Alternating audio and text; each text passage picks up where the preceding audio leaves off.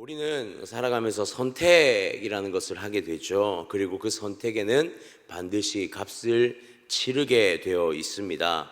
성경은 이러한 공식을 이야기하는데요. 죄의 값이 사망이다라는 공식을 우리 가운데 분명하게 선포하고 있습니다. 오늘 우리는 본문을 보는 데 있어서 두 사람의 죽음, 이 새벽에는 조금 무거울 수 있지만 두 사람의 죽음에 대해서 함께 보게 되는데요. 이들의 죽음은 삶에서 선택한 죄로 인한 하나님께서 정하신 사망이라는 그 값의 결과를 보게 되는 그러한 내용입니다. 오늘 우리는요, 이 새벽에 이 두 사람의 죽음 속에서 우리를 향한 이 경각심이 조금은 발견되었으면 좋겠습니다. 그리고 우리가 어떠한 삶의 방향, 우리의 삶의 과정이 하나님 앞에서 어떠한 값의 결과로 나타나는지 또한 이 말씀 가운데서 좀 무겁지만 발견되어지는 시간이 되었으면 좋겠습니다. 오늘 본문은 두 사람의 죽음을 소개합니다. 첫 번째는요, 아하시아 왕, 유다의 왕 아하시아 왕에 대한 죽음에 대해서 27절에서 28절까지 소개하는 것을 보게 되는데요. 엘리사에게 기름을 부음받은 예후에 의해서 북이스라엘 왕 요람이 이전의 말씀 가운데 죽임을 당하였습니다. 그리고 이어서 오늘 본문은 아하시아 왕의 죽음의 경위에 대해서 기록하고 있습니다. 이 아하시아 왕이 이스라엘에서 요양하고 있던 요람을 만나러 오는 과정 속에 만나러 오는 길에 결국에 예후의 손에 이 요람 왕이 죽음을 당하는 소식을 듣게 되고 그 길로 다시 도망하게 되죠. 그때에 예후가 이 아하시아를 끝까지 쫓아가 결국에는 이 아하시아를 처단하는 내용이 바로 오늘의 이 아하시아의 죽음에 대한 내용입니다. 말씀을 보게 되면 27절에 이렇게 기록합니다. 유다의 왕 아하시아가 이를 보고 정원의 정자길로 도망하니 예후가 그 뒤를 쫓아가며 이르되 그도 병거 가운데서 죽이라 하매 이블람 가까운 구르 비탈에서 치니 그가 무기토까지 도망하여 거기서 죽은지라. 한 나라의 왕의 죽음을 단 한 절에 이렇게 묘사하고 있습니다. 이 아하시아 왕의 죽음에 대하여서 우리는 조금 생각해 볼 필요가 있는데요. 예후는 북이스라엘의 왕으로 임명된 왕이었습니다. 엘리사에 의해서 기름을 부음을 받았고요. 북이스라엘 왕으로 세워지기로, 그리고 그로 인하여서 반역을 일으켰죠. 자, 그런데 오늘 죽은 사람은 누구냐면 바로 유다의 왕이라는 것입니다. 우리는 여기서 이 예후가 아하시아를 죽인 것에 대해서 사실 조금 깊게 고민해야 될 필요가 있습니다. 새벽에 짧은 시간 동안 다 나눌 수는 없지만 이것은요, 한 나라의 다른 나라의 왕이 다른 나라의 왕으로 반역을 일으킨 자가 다른 나라의 왕을 죽인 그러한 사건이라는 것이죠. 여기서 우리가 고민해 보아야 할 것은 무엇이냐면 예후는 과연 이 아하시아를 왜 죽여야만 했을까입니다. 자, 우리가 역대하 22장 9절에 보면 이 아하시아에 대해서 이렇게 소개하고 있는데요. 아하시아는 사마리아에 숨었더니 예후가 찾음에 무리가 그를 예후에게로 잡아가서 죽이고 이르기를 전심으로 여호와를 구하던 여호사밧의 아들이라 하고 장사하였더라. 이렇게 기록하고 있어요. 그러니까 여기서 아하시아 왕을 누구라고 소개하냐면 역대기에 보면 여호사밧의 아들이라고 소개합니다. 명확하게는 손자죠. 여호사밧의, 그러니까 유다의 왕이라고 소개를 하고 있습니다. 그러니까 이 아하시아는 이 요람을 보러 왔던 아합과의 관련이 있는 사람임에도 불구하고 분명한 그의 정체성은 유다의 왕이라는 것이죠.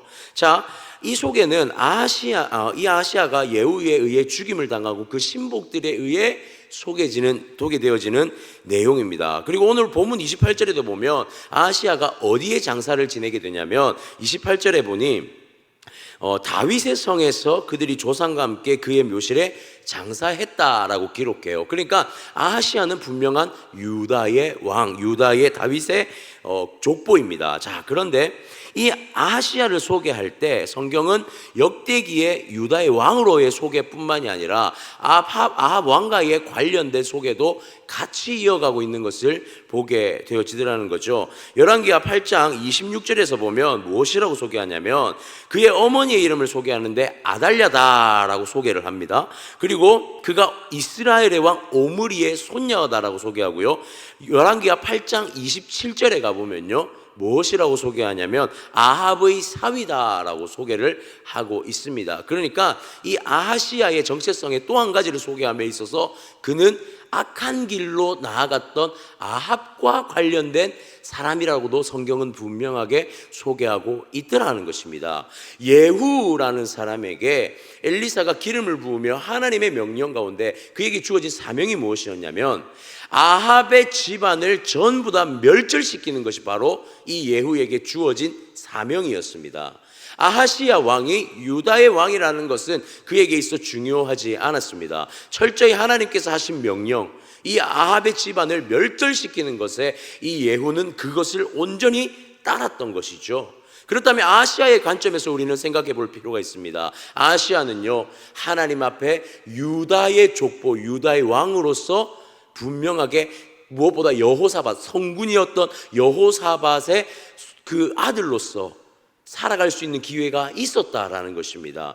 그러나 그는 무엇을 선택합니까? 아합의 집안의 그 악한 길을 따랐다라고 성경은 오늘 그를 소개하고 있는 것이죠. 분명히 자신에게 주어진 선택의 순간이 있었습니다.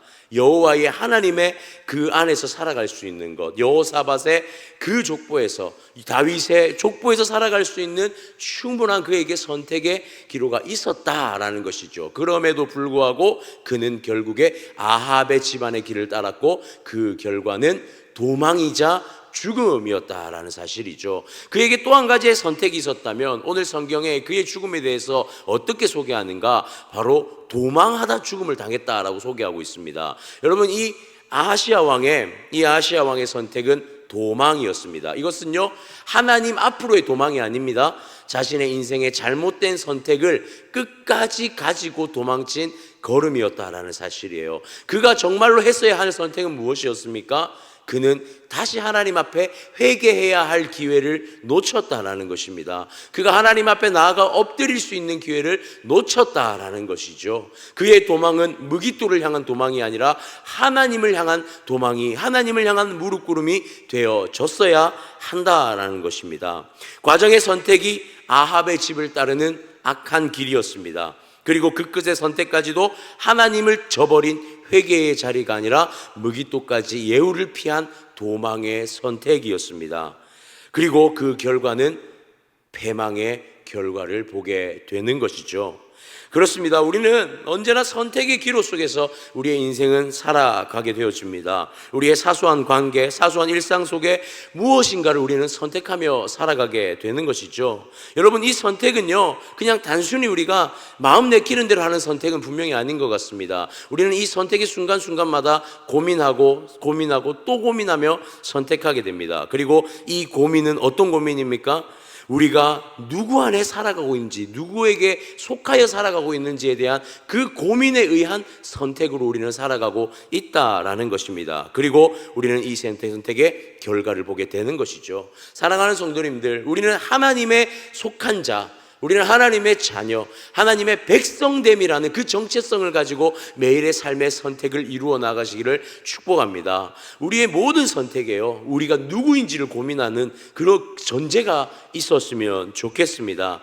하나님의 영역 안에서 하나님의 것을 선택하며 살아가는 것, 그것이 우리의 인생이 되기를 원합니다. 작은 선택 하나도, 작은 것 하나도 오직 하나님의 관점에서, 오직 하나님의 속한 자의 정체성을 가지고 선택하며 살아갈 때 우리의 끝의 결말은 주님 안에서의 참된 은혜, 참된 그 평안을 누리는 삶이 되어질 것입니다. 혹여나 지금이라도 하나님 앞에 돌이켜야 할 것이 있다면 지금 하나님 앞에 나아가시기를 소원합니다. 지금이 하나님 앞에 나아가 회복해야 할 은혜의 때임을 기억하고 우리는 이 순간에도 회개와 회복을 선택하는 우리의 삶이 되어지기를 주님의 이름으로 축복합니다. 한 명의 죽음을 우리는 또 살펴보기를 원합니다. 바로 이세벨의 죽음입니다. 북이스라엘 전역을 공포로 다스렸고 공포로 뒤덮었던, 그리고 우상의 땅으로 변모시켰던 한 여인의 죽음이 오늘 본문 가운데서 드러나게 되는데요. 아하시야를 처단한 이 예후가 이제는 다시 이스라엘로 돌아오는 것을 보게 됩니다. 그리고 이 왕후였던 이세벨과 마주하게 되죠. 31절 말씀을 한번 보겠습니다. 예후가 30절 말씀 보겠습니다. 예후가 이스라엘에 오니 이세벨이 듣고 눈을 그리고 머리를 꾸미고 창에서 바라보다가 30절에 보니까 예후와 이세벨의 마주함에 대해서 먼저 소개하고 있습니다. 자, 그런데 이세벨의 모습이 어떻습니까? 자신의 겉을 화려하게 치장하고 있는 것을 보게 되어집니다. 자, 그의 눈을 그리고 머리를 꾸몄다라고 기록하고 있죠. 자, 왜 이렇게 한껏 치장한 모습으로 예후 앞에 자신의 모습을 드러내고 있을까요? 이것은 자신이 여전히 북이스라엘의 왕후라는 사실, 자신의 권력과 자신의 위치를 그에게 드러내고자 그는 당당하게 치장하고 그 앞에 나가고 있더라라는 것입니다. 창문에서 예후를 맞이합니다. 그리고 이렇게 이야기합니다. 31절에 보니 예후가 문에 들어오매 이르되 주인을 죽인 너 시므리여 평안하냐 하니. 자, 이세벨이 예후를 향한 이 말에는 여러 가지 의미가 좀 담겨 있습니다. 생각해 볼 필요가 있는데요. 자신의 지휘관 시므리를 죽인 예후에 대한 당위성이 과연 너희 백성들이 이것을 인정하겠느냐라는 그러한 이유도 담겨 있을 것이고요. 또한 예후의 무리가 반역을 일으켜서 찾아오는 예후의 무리가 그렇게 강대하지는 않았던 것으로 보입니다. 무엇이냐면 예후가 가지고 있던 군사력의 아주 일부만을 데리고 반역에 참여했기 때문에 왕후인 이 이세벨의 눈에는 강대해 보이지는 않았다라는 것이죠. 그렇게 추측할 수 있고요. 또 한 가지는 무엇이냐면 바로 평안하냐라는 이 질문에 대하여서 우리가 생각해 볼 것이, 만약에 예후에게 있어서 너희가 아합 왕이 없이는 아합을 밀어낸다고 하더라도 내가 정말로 이 정권을 장악할 수 있겠느냐라는 질문이 이 의미 속에 내포되어져 있다는 것입니다. 그럼 이렇게 생각할 수도 있겠죠. 이세벨의 너희가 나의 힘이 아니고서 이 이스라엘을 다 장악할 수 없다면 그 손을 잡으라는 의미도 될 수가 있습니다. 즉 지금 왕후인 이세벨은 자신의 권위를 드러내고 왕으로서의 권위를 드러냄과 동시에 이 예후를 비아냥거림으로 대하고 또한 그를 회유하는 느낌까지 주고 있는 것이죠. 이세벨은 지금 이 상황을 자신의 왕후의 입장에서 최대한 그 권위를 치장함으로 드러내고 예후를 향하여서 회유하고 있는 것을 보게 되어집니다. 그러나 오늘 이 예후는 그것에 대해서 단 하나의 반응도 하지 않는 것을 보게 되죠. 32절과 33절에 보니 예후의 반응이 이렇게 나타나게 됩니다. 예후가 얼굴을 들어 창을 향하고 이르되 내 편이 될 자가 누구냐 하니 두어 내시가 예후를 내다본지라.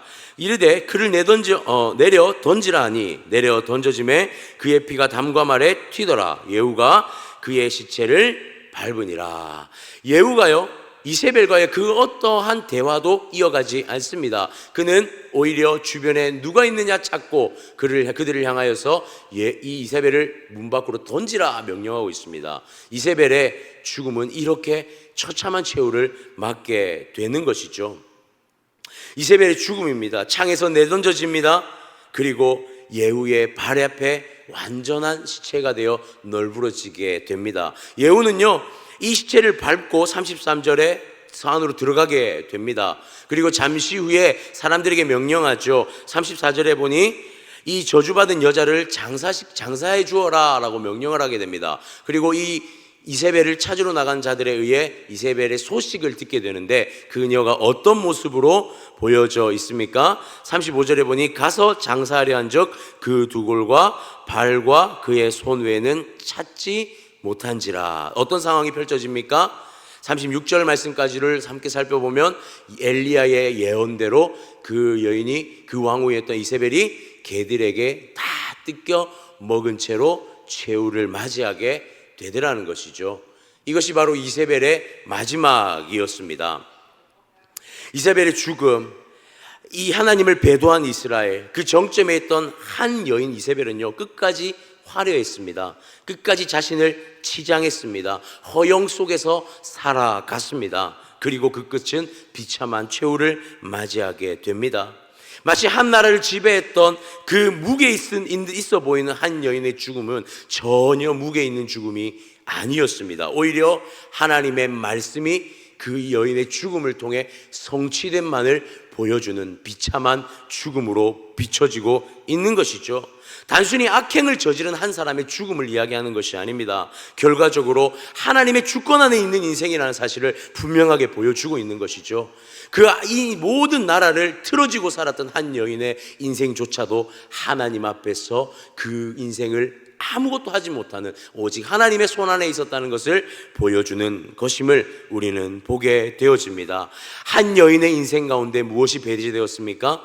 하나님을 경외함이 배제되었습니다. 한 여인의 인생 속에서 하나님이라는 존재는 발견할 수가 없었고 그 인생의 결과는 처참한 죽음으로 드러났다는 것이죠. 그렇습니다. 우리의 선택이 우리의 인생의 삶에서 우리는 무엇을 선택해야 합니까? 화려함입니까? 치장되어짐입니까? 나를 채우기 위함입니까? 나를 꾸미기 위함입니까? 그렇지 않습니다. 우리 인생에서 우리가 선택해야 할 것은 하나님을 경외함입니다. 우리는 끝까지 우리 하나님을 경외하고 우리 하나님을 붙들며 살아가야 할 줄 믿습니다. 우리는 그 끝을 성경 가운데서 발견했기에, 우리는 그 끝을 성경 가운데서 보았기에 우리의 오늘의 선택은 여전히 하나님을 향한 그 경외함의 선택이 되어야 할 줄 믿습니다. 그리고 이 경외함은 단 한순간이 아닙니다. 매일매일 지속되는 경건의 삶을 통하여 하나님 앞에 드려져야 할 줄 믿습니다. 사라질 것, 외적인 것, 우리 그런 것을 바라며 사는 인생이 아닌 하나님의 영원함을 선택하며 살아가는 우리가 되어졌으면 좋겠습니다. 사랑하는 성도님들, 오늘 이 한날을 살아갈 때에 오늘 하루의 모든 인생의 시간과 순간 가운데에서 우리의 모든 선택이 우리의 영원하신 왕 하나님이 되어지기를 원합니다. 그분 앞에 엎드리고 그분을 사모하며 또한 그분 앞에 경외함으로 드려지는 인생, 그러한 삶이 주님 앞에 온전히 살아내어지기를 주님의 이름으로 축복합니다.